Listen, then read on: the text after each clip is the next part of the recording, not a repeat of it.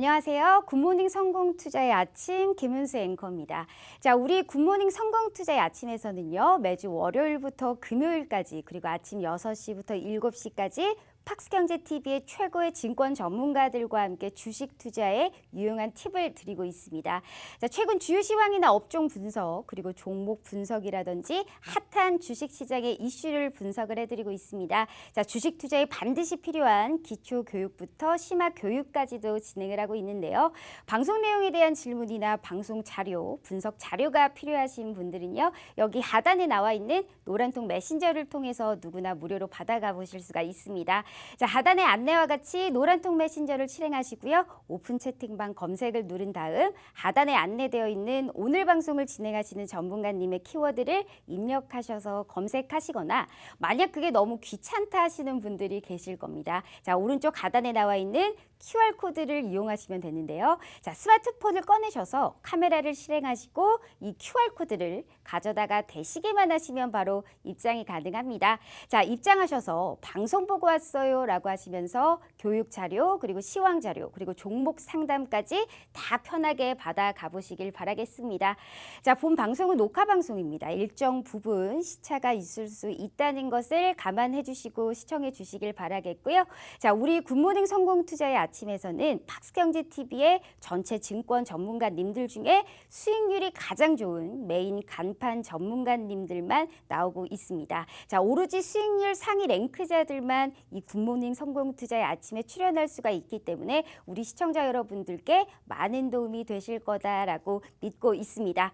자, 그럼 오늘 방송을 해주실 우리 전문가님 바로 만나보러 가실까요?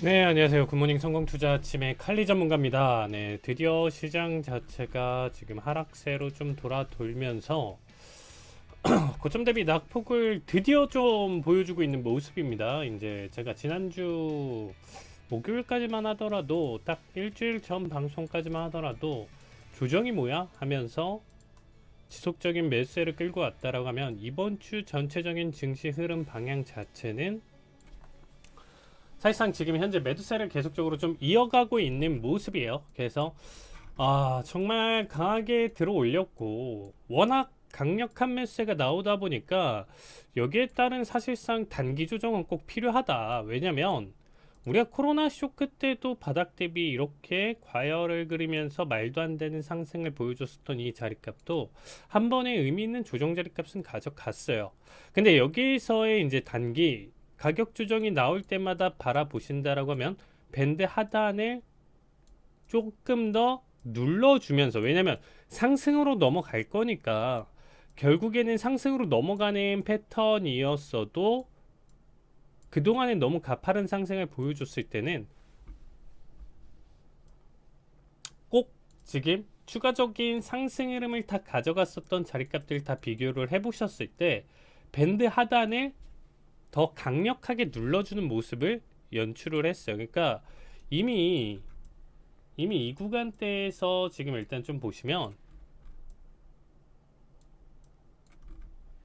자, 밴드는 지금 차트에서 보여주고 있는 이 볼린저 밴드 하단인데 이미 이 하단 자리값까지 눌러주고 추가 하락까지 보여준 자리값이고요.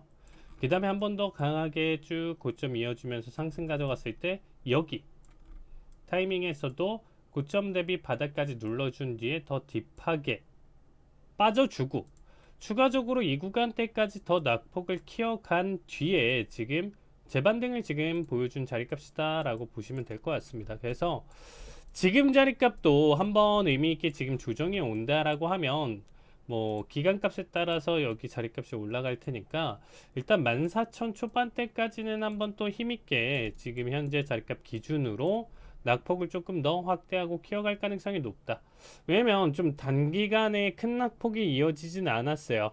이전에 충격 줄 때는 한 5%대 이제 낙폭을 주면서 시장이 좀 큰 충격을 줬었다라고 하면 뭐 1%, 1.5% 뭐 이 정도면 충분히 눈치 보고 나서 타이밍, 지금 탈출할 타이밍이나 이런 부분들 나와줄 것이다라고 보고 있습니다.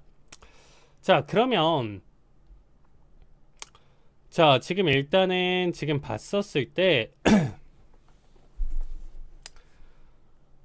결국에는 지금 움직임이나 추세 지금 일단 지켜봤을 때 한 번의 의미 있는 조정. 왜냐면 지금 현재 구간대에서 뭐가 됐든 여러분들 뭐가 됐든 사실상 뭐 상승에 대한 원동력이 가져가면서 추세를 아무리 이끌어 간다라고 하더라도 일단은 지금 현재 의미 있는 조정 자체는 나와줘야 돼요. 단기적으로 그냥 폭락 나오면서 이러한 낙폭을 그린다라는 건 아니잖아요. 지금 해석을 볼 때. 뭐가 됐든 지금 다시금 상승 전환을 가져가려고 하더라도 지금 한 번의 숨고르기 패턴을 이어갈 수 있는 가능성이 높았었던 자리예요. 그래서 이번 주 미증시 대응 같은 경우는 지속적으로 지금 매도 대응을 계속 가져가면서 일단 선물 대응 기준으로는 계속적으로 이제 성공하면서 좋은 흐름 이어갔었던 모습이었고요.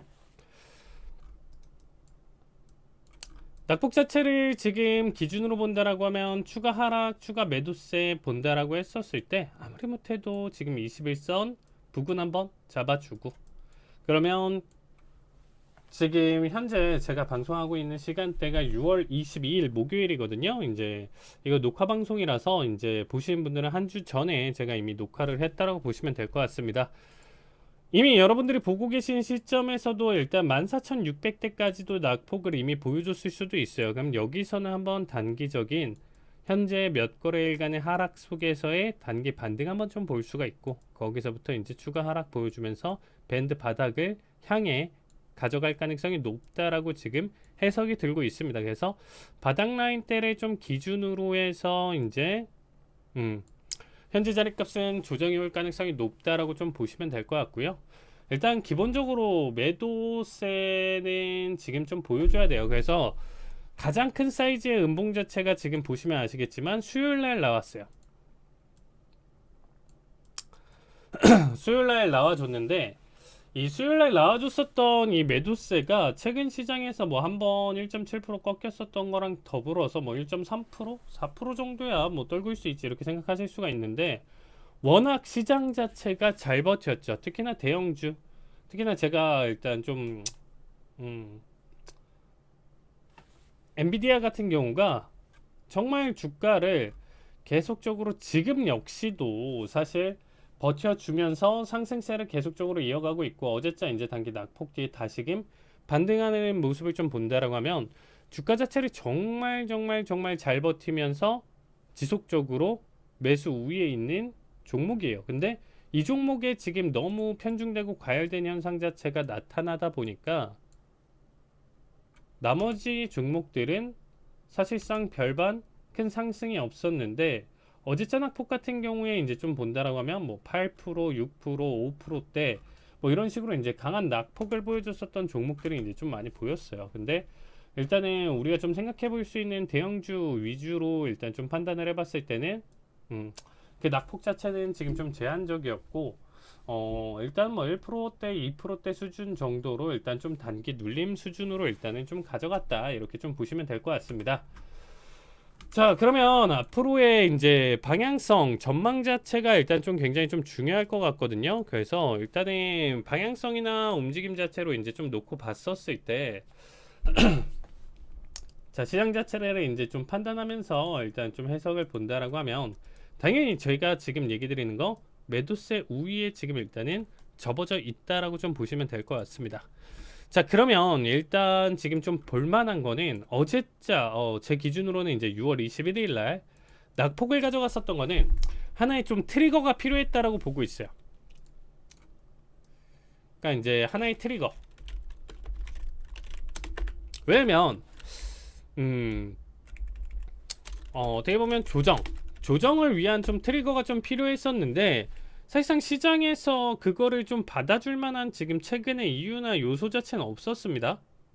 뭐가 됐든 어떠한 지표가 발표되고 안 좋게 나와주고 물가가 끈적이게 버틴들 뭘 한들 최근 시장에서는 어땠다? 묻지마 매수세가 계속적으로 나와줬었죠. 근데 이 수준 자체도 이미 너무 과열된 형태로 이미 한계점에 도달했다라는 건 누구나가 다 느꼈을 거예요. 그러면 여기에 따른 차익 실현 매물이 나올 수밖에 없고, 그런 상황 분위기에서 하나의 트리거만 발생한다고 하면 낙폭을 키워가겠다, 이런 느낌이었어요. 그러니까 안 그러면 계속 비비다 9점 치고 비비다 9점 치고인데, 어제자 그러니까 수요일자 결과값이 조정에 대한 트리거가 발생했다. 그러면 이 트리거를 발생시킨 사람은 누구냐? 파월 의회 연설이었죠.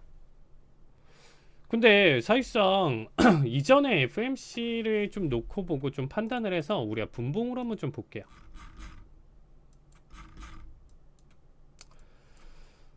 지난주 이제 수요일 날이었었죠. 이제 6월 14일, 15일 넘어가는 새벽이었었는데, 이때를 놓고 본다라고 하면 이때 해석을 한번 좀 볼게요. 자, 이때는 시장 자체가 역시 자 뭐다? 기본적으로 지금 현재 시장이 기준금리 동결. 자, 동결을 기준으로 해서 결국에는 이때 페드워치에서 거의 95%까지 제가 봤었거든요. 97%였나? 그 정도까지 좀 보긴 했었는데, 이때 당시에 이제 동결로 당연히 시장 분위기가 넘어가면서 본장부터 해가지고 10시 반 본장부터 해가지고 꾸준한 상승 매수세가 이제 잘 나와줬었던 모습이었습니다. 그러다가 단기 상승에 따른 단기 조정이 나왔고, 이제 한번 또 보고 결과값 보고 다시금 들어 올리자. 그러니까 여기서 지금 매도세가 나와서 그렇지만 앞에서 일단은 기대감의 상승, 그리고 발표 전이니까 다시금 눌러주면서 다시금 제자리 걸음 치면서 이제 한 번 더 시장을 지켜보자. 왜냐면 지금 이전 낮추세에 대한 추세 움직임 자체의 평단 부근이 여기이기 때문에 눌림 자리값 소화시키면서 상승 가져갔다가 제자리를 가져간 결과값이겠죠. 이렇게 보시면 돼요. 그러고 나서 FMC 이제 금리를 어떻게 올리고 점도표가 어떤지 발표가 됐는데, 발표 직후에 급락을 보여줬습니다. 그럼 이거에 대한 급락에 대한 해석은 어떻게 될까요? 이제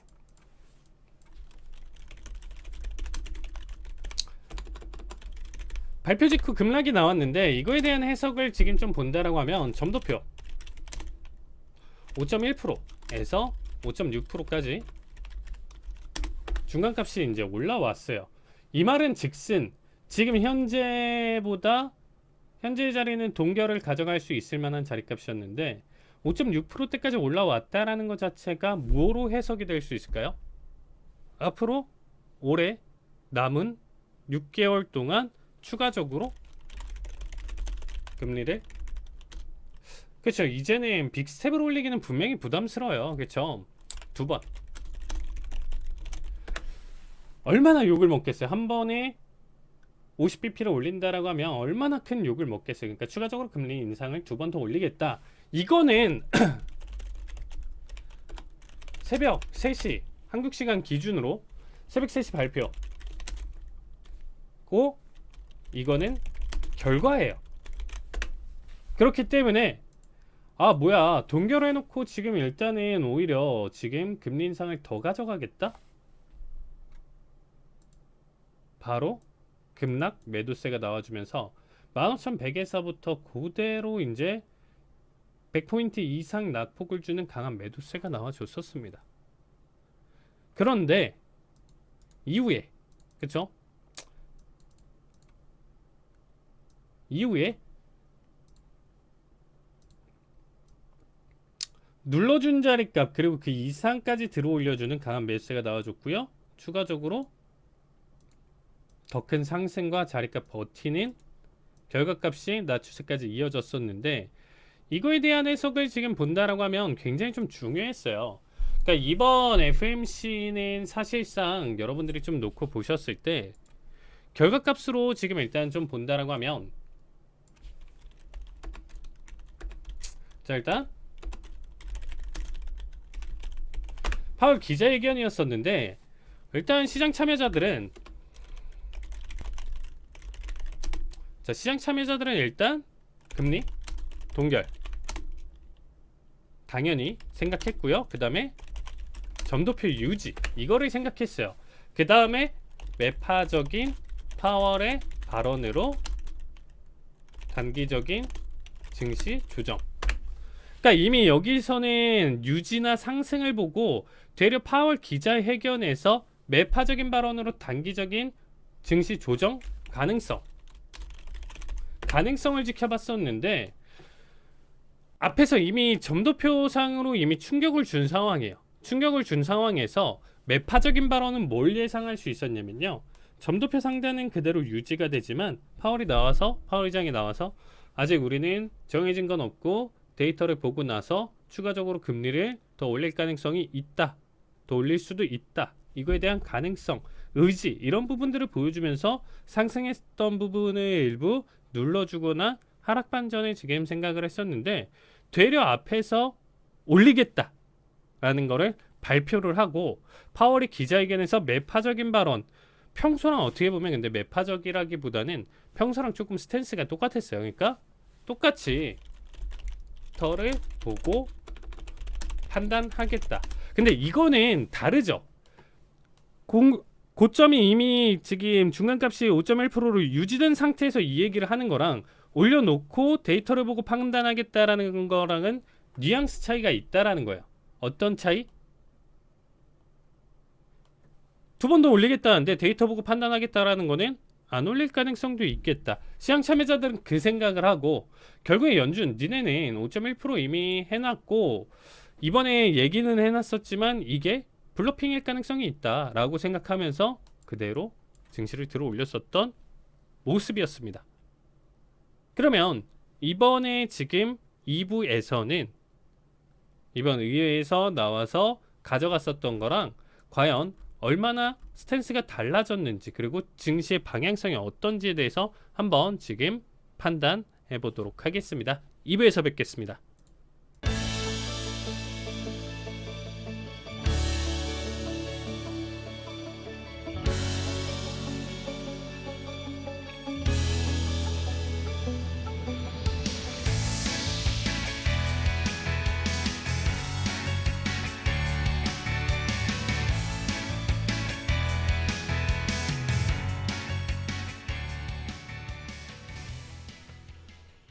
네, 굿모닝 성공투자팀 2부 마저 진행하도록 하겠습니다. 자, 그러면 이번에는 2부에는 앞에서는 FMC에 대한 결과값, 그리고 이제 우리가 뭐 상세하게 뜯어서 일단 뭐 살펴본다라고 하면 뭐 실업률이라든지, 그리고 올해 경제 전망 GDP 리얼 GDP 같은 경우는 이전보다도 3월보다도 이제 뭐 상승을 가져갔었고, 실업률 같은 경우는 3월 달에 뭐 4.5%였던 게 4.1%대로 좀 하향 조정했었던 모습을 좀 나타냈는데, 이런 뭐 상세 내용 자체는 일단은 좀 빼고 일단 좀 간단하게 최대한 쉽게 일단 좀 설명을 드리도록 하겠습니다. 자, 어쨌든 그 결과로 인해서 똑같았어요. 파월 스탠스는 최근이나 언제나 몇 달 동안 한번 그 나왔었던 내용들, 한번 기사라든지 이런 부분들, 리포트라든지 이런 부분들 좀 검색해 보신다라고 하면 항상 똑같은 얘기를 했어요. 갈 길이 멀다. 2%대까지 하기에는 우리는 연준은 계속해서 지금의 일을 해 나갈 것이고, 그 와중에 어떠한 문제가 생기더라도 이거는 좀 감내를 하면서 계속적으로 달려가도록 하겠다, 이런 느낌, 뉘앙스를 계속적으로 좀 풍겨줬었던 게 파월의 입장이었습니다. 특히나 데이터를 계속 보겠다. 데이터를 계속 보겠다라는 얘기는 뭐냐면, 시장에 나오고 있는 지금 일단은 물가와 그리고 이제 고용 지표들, 실업률 이런 부분들을 좀 판단을 하면서 결국에는 실업률이 폭증을 하고요. 그 다음에 물가 자체가 계속적으로 안 잡히고 이렇게 좀 보여줬을 때 실업률이 폭증하면서 오히려 그 상황 속에서는 물가가 좀 잡힐 거예요. 그럼 그 순간이나 이런 부분들의 타이밍에서는 그래도 금리를 인하를 하면서 정책적인 방향을 바꾸겠다라는 얘기를 할 건데 아직까지는 지금 현재 데이터로 봤었을 때는 택도 없다. 특히나 서비스 쪽으로 해가지고 일단 뭐 근원 PC든 CPI든 이쪽 라인대에서는 아직까지는 뭐 거의 변동성이나 변화 자체 오히려 버티고 있는 모습이 좀 강하다 보니까 의지를 계속적으로 좀 다지겠다라는 내용 자체가 좀 있었어요. 근데 이제 어제자 좀 재밌었던 내용들을 이제 좀 한번 보기 전에 일단 큰 틀로 한번 좀 설명을 드리면 이게 이제 5분 몽상 내용인데 11시부터 파월 의장이 이제 의회에 등장했다 보니까 그 구간이 여기서부터 시작이었어요. 그러니까 여기 사실상 지금 15,129, 130 이 정도까지도 지금 일단은 사실상 본장 기준으로 본다라고 하면 200자리에서부터 이미 낙폭을 주고 시작했어요. 근데 본장 전에도 횡보장세를 길게 가져가면서 이전에도 매도세가 이미 나와준 상황에서 낙폭 그리고 발표 뒤에 추가 하락까지도 지금 나와줬었던 상황인데 그래서 제가 오프닝 때 처음에 얘기 드렸었던 것처럼 일단은 지금 현재 상황을 좀 객관적으로 놓고 봤었을 때 뭐다? 트리거가 필요했다. 어쨌든 지금 현재 시장은 조금 단기적인 조정 자체는 무조건적으로 필요해요. 너무 가파른 상승이 계속적으로 달려오다 보니까 그 부분 해석이 내만여의 날 결국에는 선물 옵션 동시만기를 기점으로 해서 일단은 추세를 돌리고 거기에 따라서 그 정도 추세만 눌러줘야 되는 타이밍인데 추가적인 하락 부분 자체를 더 끌고 가면서 낙폭 매도세를 키워갈 만한 근거 내용 자체를 한번 놓고 살펴보신다라고 하면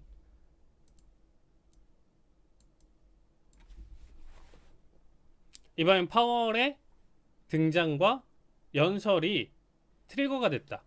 왜 트리거라는 표현을 했냐면요. 앞에서의 스탠스와 이번의 스탠스가 극명하게 달리면서 앞에서 FMC 지난주에 기자회견장에서랑 지금이랑 태도가 180도 달랐다라고 하면 이해가 돼요. 이전에는 상승, 지금은 하락. 근데 말이 안 되죠. 스탠스는 똑같은데 오히려 낙폭 매도세를 가져갔어요. 이거는 뭐 시장 참여자는 어떻게 해석하고 받아들였냐에 따라서는 조금의 차이는 분명히 가질 수는 있는데 이번 거는 결론적으로는 하락을 조금 목적으로 어쨌든 단기적인 조정을 목적으로 지금 현재 시장이 준비하다 눈치 보다가 던져야지 하면서 지금 매도세를 조금 키워가고 있는 모습이었다 라고 보시면 될 것 같아요. 잠시만요. 그래가지고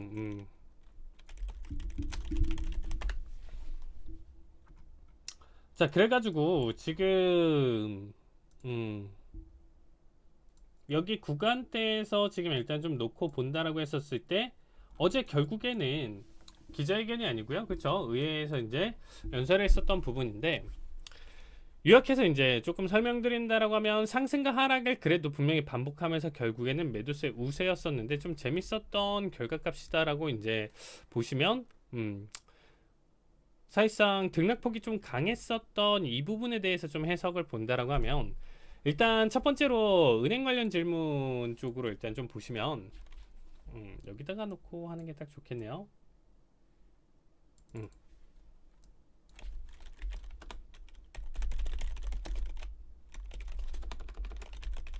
은행 관련 질문을 했었는데 은행 관련 질문에서 일단은 공화동 쪽 질문에서는 그쵸 이게 이제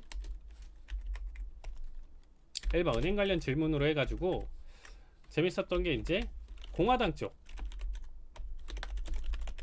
질문을 가져갔었을 때는 오히려 상승을 보여줬고요. 그 다음에 민주당 하락을 보여줬습니다. 근데 일단은 지금 여기서 일단 좀 해석을 볼 수 있었던 거 왜 공화당 쪽 질문에서는 은행 관련해서 상승이고 민주당 쪽 질문에서는 하락을 가져갔었냐 이렇게 좀 놓고 봤었을 때는 자, 공화당 기준으로, 왜냐면 일단 죄송합니다. 공화당은 이전에 그쵸, 트럼프 재임 기간 동안 어땠었나요? 은행 규제를 일단 풀었었죠.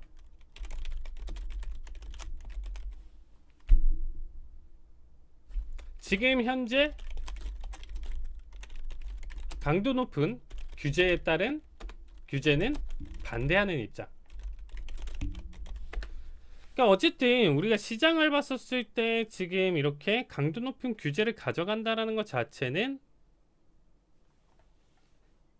어떻게 보면 시장 지금 현재 상황에서는 리스크를 키우고 할 수밖에 없기 때문에 낙폭을 가져가다 보니까 공화당 쪽 질문에서는 사실상 의지나 이쪽 해석에서 본다라고 했었을 때는 어쨌든 규제는 반대하는 입장을 보고 있고, 민주당 자체는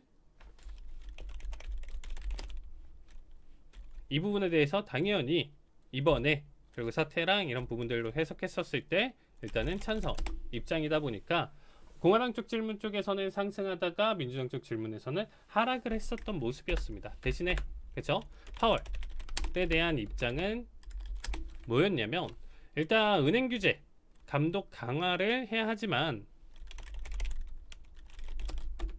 규제 감독 강화 하지만 특히나 이제 조금 소규모 은행에서는 다소 여유를 줘야 될 것 이라는 부분으로 일단 좀 갔어요. 그래서 소규모 은행에서는 지금 일단은 조금 좀 풀어주자. 왜냐면 조금이라도 규제 강화하고 현재 상황에서 조금이라도 지금 문제가 생긴다라고 하면 이전과 같은 SVB 사태와 더불어서 소규모 지역은행들의 뱅크런 사태를 다시금 야기시키고 싶진 않으니까.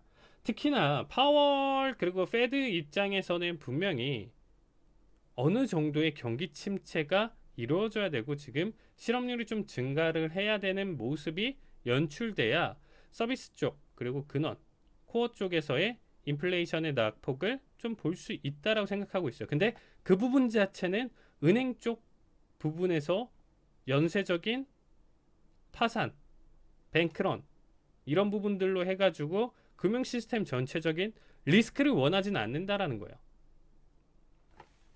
이 부분은 3부에서 한 번 더 일단 좀 상세한 부분으로 일단 좀 나아갈 거고요. 그 다음에 이제 2번.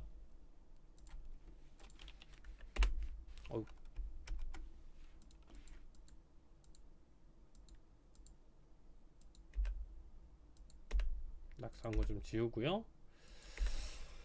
자, 이번 내용은 조금 이렇게 좀 올려서 차트 지금 볼 필요 없으니까 조금 더 올려서 이렇게 좀 놓을게요. 자, 그러면 이번 쪽 질문은 뭐를 했었냐면, 그쵸? 금리 당연히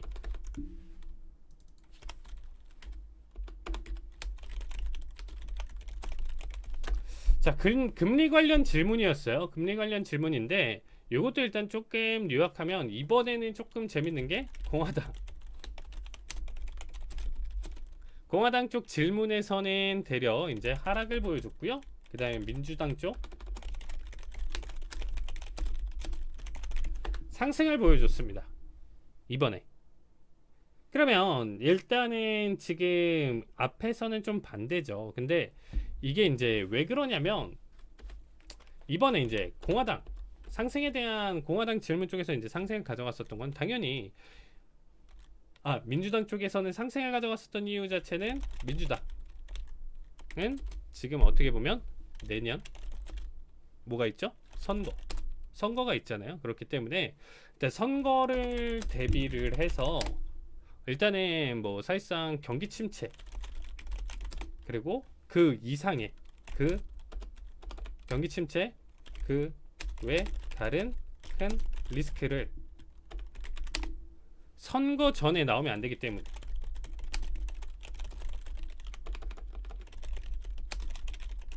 이미 왜냐면 내년 선거 딱 앞두고 있는데 이미 막 경기 침체 나오고 실업률 폭증하고 막 어디 중소은행 뭐 어디 뭐 또 대형은행이 될 수도 있고요. 갑자기 여기서 뱅크런 막 파산 얘기 나오고 이렇게 된다라고 하면 내년 대선에서 어떻게 될 수밖에 없을까요?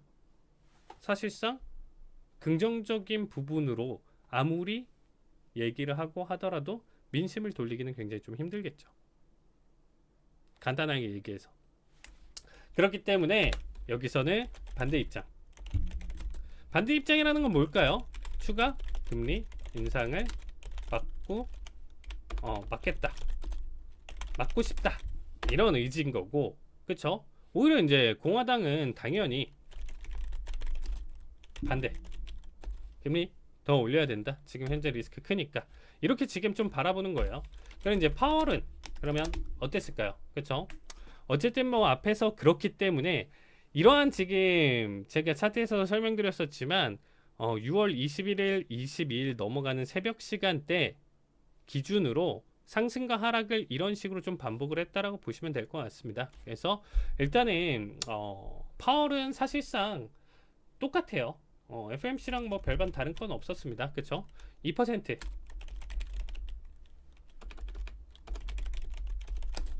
인플레이션 물가를 목표 하는 것은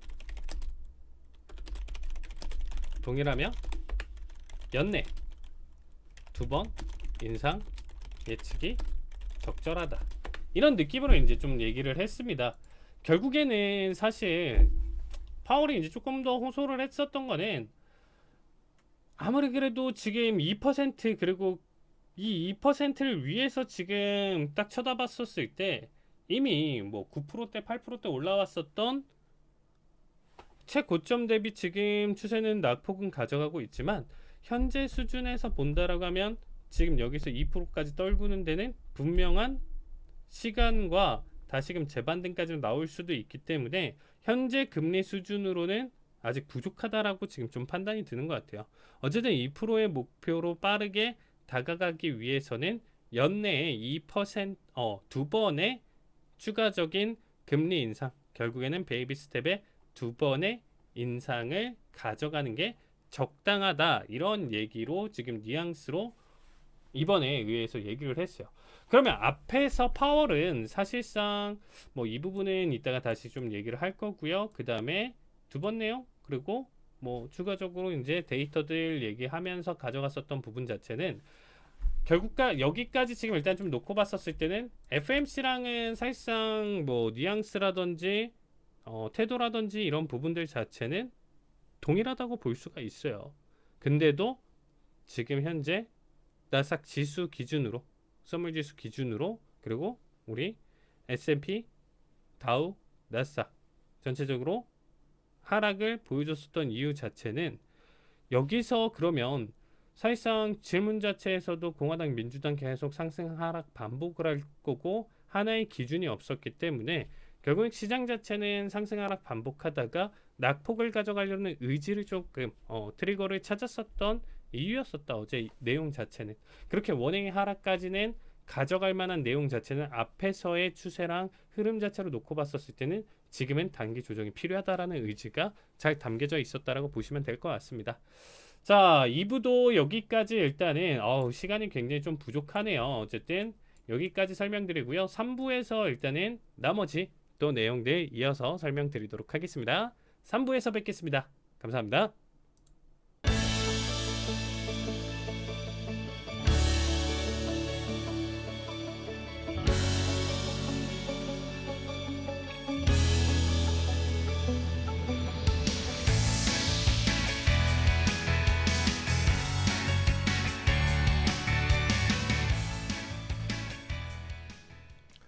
네, 안녕하세요. 반갑습니다. 네, 3부도 마저 잘 이어가 보도록 하겠습니다. 자, 3부 내용에서는 일단은 세 번째, 여기는 일단은 코인 쪽 관련 질문이었어요.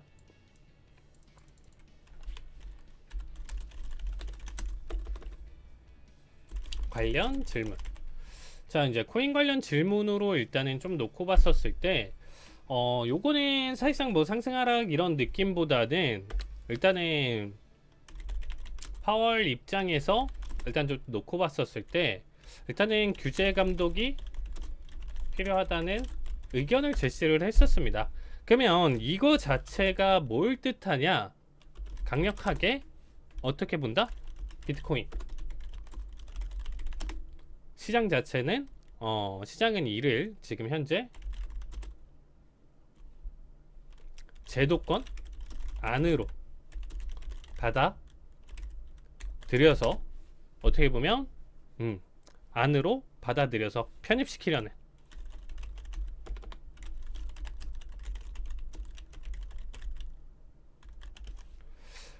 편입시키려는 의도로 좀 받아들였다라고 좀 보시면 되겠습니다. 이게 무슨 얘기냐? 그 전까지는 사실상 어떻게 보면 이거에 대한 의견조차도 제대로 안 가져갔었다라는 거죠. 왜? 이거는 우리 연준이 생각하는 지금 제도권 안의 영역이 아니다라고 생각을 했었어요. 코인 시장 자체, 비트코인, 요거는 그냥 뭐 도박수다, 뭐 이런 거는 그냥 과열된 뭐 하나의, 그쵸? 뭐 수단이다, 뭐 이렇게 해가지고 별로 이제 어떻게 보면 필요가 없다. 생각할 필요가 없다. 이런 부분들로 있었지만 이번에 규제 감독 이 질문에 따른 내용으로 일단 좀 봤었을 때 어떻게 보면 시장 참여자들이 뭘로 봤다? 비트코인 시장 자체 파월이 이렇게 얘기해주고 규제 뭐 이렇게 얘기를 한다라는 것 자체가 드디어 제도권 안으로 받아들일 수 있는 정도로 생각할 수가 있네. 그렇기 때문에 어제자 코인 내일 보시면요, 이미 나스닥은 지금 현재 낙폭을 가져가면서 지금 뭐 상승을 가져갈 만한 지금 내용 해석이 아무것도 없어요. 뭐 앞에서 AI 이슈, 엔비디아 오를 만큼 올랐잖아요. 그렇죠? 더 그것 때문에 끌어올릴 만한, 상승시킬 만한 부분 자체는 굉장히 적다라는 거죠. 간단하게 설명드리면. 그러면 보통은 최근에 지수 하락과 더불어서 커플링 흐름으로 비트코인이 낙폭을 가져갔었죠. 아니면 뭐 골드와 연관 지어도 되는데, 골드 역시 낙폭을 키워갔었지만 코인 시장은 되려 어제 시간대 기준으로 일단 좀 놓고 보셨을 때 오히려 코인은 트리거가 되면서 상승 탄력을 말도 안 되게 지금 보여줬었던 모습이었습니다. 그러니까 이제 수요일 일단 기준으로도 이제 계속적으로 새벽 시간대에서도 상승을 보여줬다가 수요일 기점으로 해서 넘어가는 목요일 여기 기준으로 일단 어제자 파월이 얘기하고 나서도 강력한 상승 슈팅을 한 번 더 계단식 상승으로 강하게 보여줬었던 자리값이었죠. 그러니까 다시금 코인이 지지부진하다가 25,000대까지 떨어지면서 지지부진 매도세 계속 나와주다가 드디어 다시금 30,000달러대까지 안착하는 결과값을 끌고 갔었다라는 거죠. 그래서 코인 쪽 이슈로 본다라고 하면 이러한 지금 단기 상승 힘 자체 나스닥과 완전히 커플링 움직임을 가져가는 게 아니고 지금 현재 코인 쪽은 디커플링 움직임으로 가져가고 있다.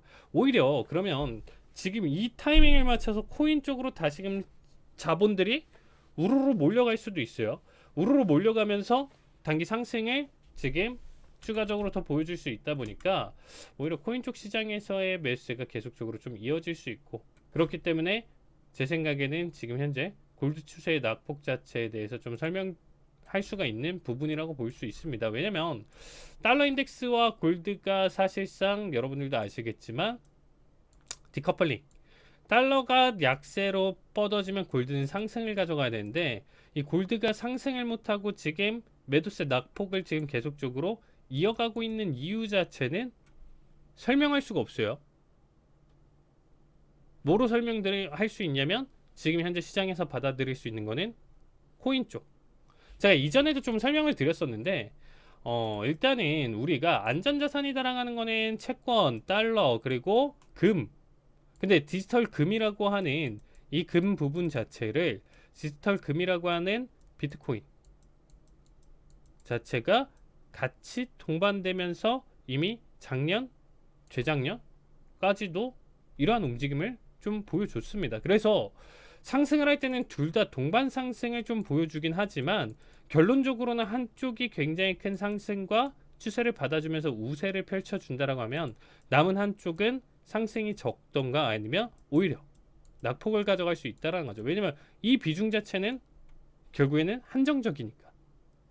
무슨 말이냐? 그냥 우리가 간단하게 생각한다라고 하면 우리가 자본을 놓고 봤었을 때 그쵸? 채권 30%, 뭐 채권 50%, 달러 30%, 뭐 금, 자체, 비트, 디지털 금 해서 20%. 그러니까 얘는 이 안에 범주에 있기 때문에 이 안에 자금 안에서 한쪽이 너무 강하고 우세하면 다른 한쪽이 힘을 쓸 수가 없는 상황으로 봐주시면 될 것 같습니다. 그래서 금이 지금 현재 상승이 제한되고 있다라는 이유 자체를 가장 크게 설명할 수 있는 부분 중에 하나예요.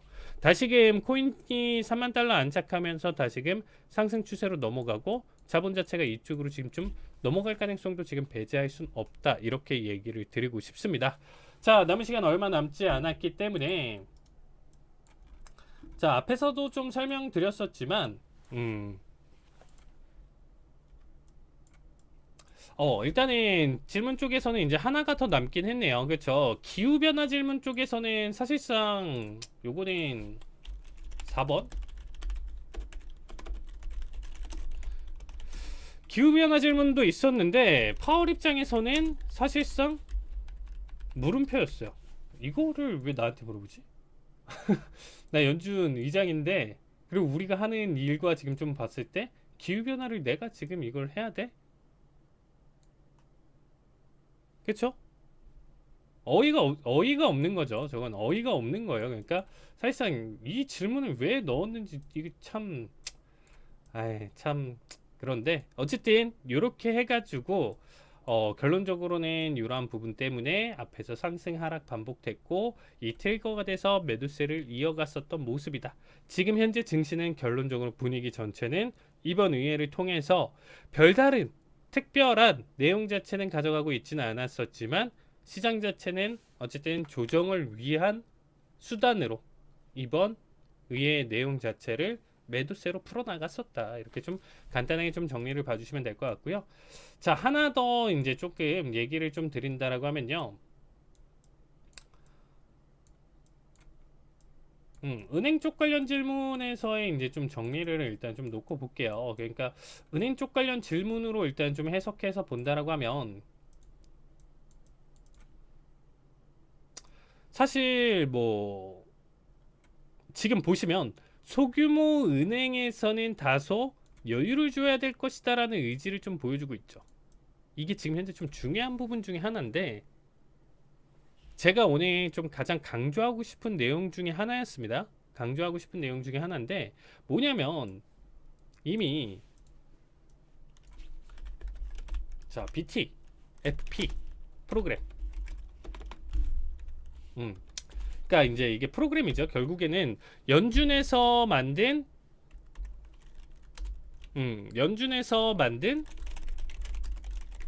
긴급 대출 프로그램이에요. 뭐 사실상 뭐 영어가 뭐 이쪽에서 너무 많기 때문에 뭐 약자도 많고 이렇기 때문에 이게 뭐야라고 하실 수 있는데 여러분들 다 알고 계시는 거예요. 3월에 SVB 시그니처 뱅크 사태가 있었기 때문에 여기에 따라서 이거를 추가적으로 확산, 금융, 도미노로 너 괜찮아? 니네 은행 괜찮아? 안 돼? 뱅크럽, 파산 이런 쪽으로 또 다른데 너네 어때? 괜찮아? 이거 계속적으로 지금 일단은 가져가는 부분 자체를 막기 위해서 어떻게 했죠? 하면 안 되는 일을 했었죠. 대신 뒤를 닦아준 거죠. 돈을 풀어줬고 지금 현재 긴축인 시장 안에서 어쨌든 이 급한 불을 끄기 위해서 어떻게 보면 해선 안 되는 내용 자체 이 부분을 감싸 안고 연준에서 대출 프로그램을 만들어서 모든 자산을 보호해주는 결과를 가져갔었다는 거예요. 그러면 이게 정확하게 뭐냐? 일단은 사실상 1년간에 최대 뭐 어떻게 보면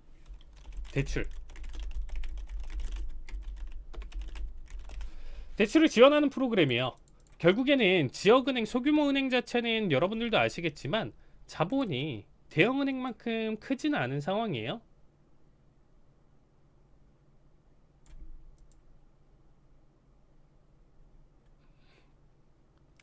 그렇기 때문에 잘 생각해 보시면 이번 실리콘밸리 사태가 나왔었던 가장 중요했었던 부분 중에 하나가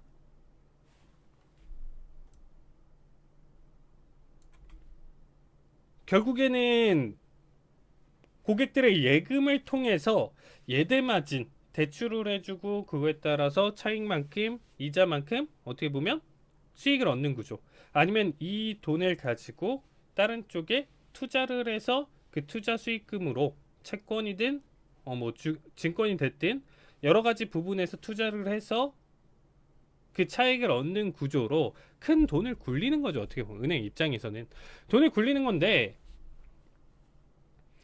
이게 이제 최대 1년간의 대출을 지원해주는 프로그램이에요. 그러면 앞에서 이미 급한 불은 다 껐었기 때문에 잘 생각해 보시면 이미 잘못된 운영 정책으로 당연히 고객이 급하게 돈이 필요하고 큰 손이 돈을 필요하면서 큰 예금을 맡겼었던 기업들, 그러면 단기적으로 투자를 하면서 그 돈이 그래 돈 필요해 그럼 바로 빼가지고 줘야 되는 그런 상황인데, 그렇게 안 되게 유동성이 막혀 있었던 거잖아요. 그 부분을 뚫어주려고 최대 1년간의 지금 대출을 지원하는 프로그램이에요. 그렇기 때문에 이 부분 자체는 사실상 3월 달에 기준으로 해서 나와줬을 때